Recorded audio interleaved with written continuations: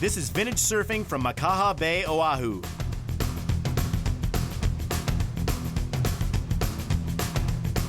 Makaha means fierce or savage in Samoan. And as you can see, the surf here has always lived up to its name.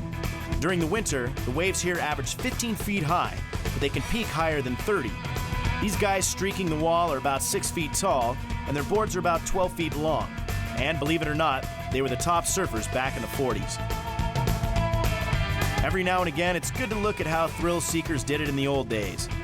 At the least, it's good for a laugh.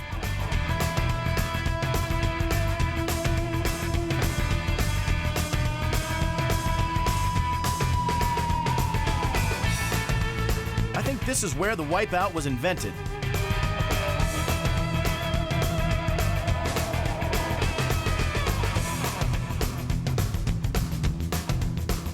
Without the advent of a modern-day leash, these guys had to swim after their surfboard after every wipeout. Hang 10! I think these guys were just trying to hang on in these waves. It seems the cameraman was lazy. Is every shot from this same angle?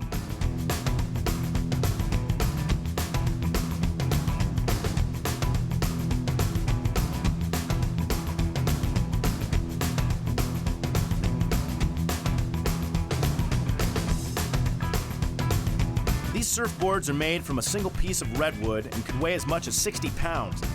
A lot has changed in the world of surfing since the 1950s. Boards today are much shorter and lighter, and places like Makaha now host tons of competitions every year.